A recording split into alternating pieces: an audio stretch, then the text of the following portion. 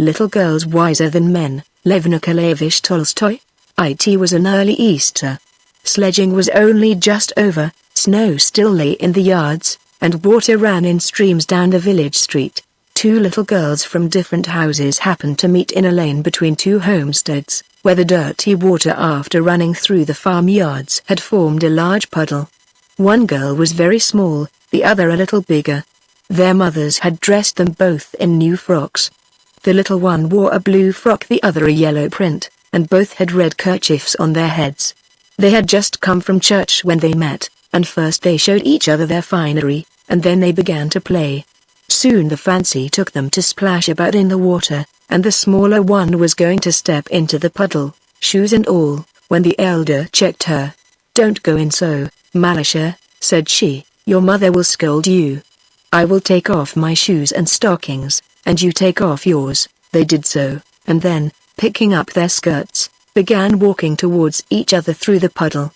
The water came up to Malasha's ankles, and she said, "It is deep, Akuya." "I'm afraid." "Come on," replied the other.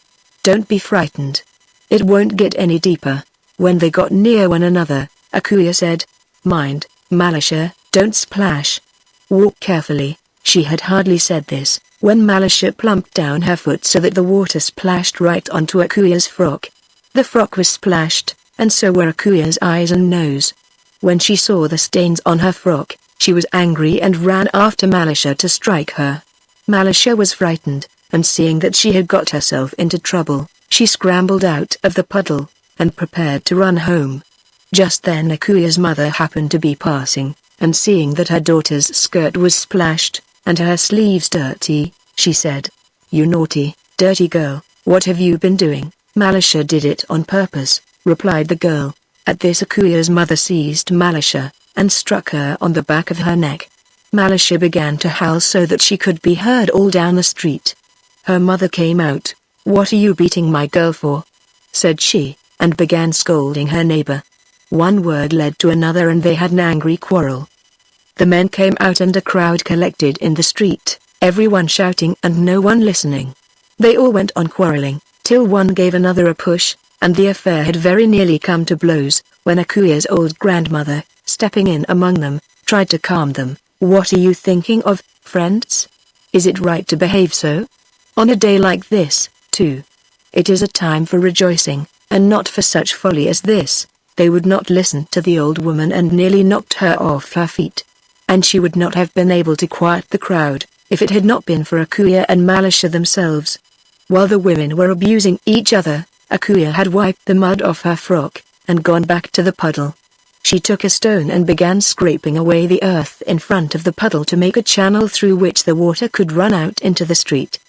Presently Malasha joined her, and with a chip of wood helped her dig the channel. Just as the men were beginning to fight, the water from the little girl's channel ran streaming into the street towards the very place where the old woman was trying to pacify the men.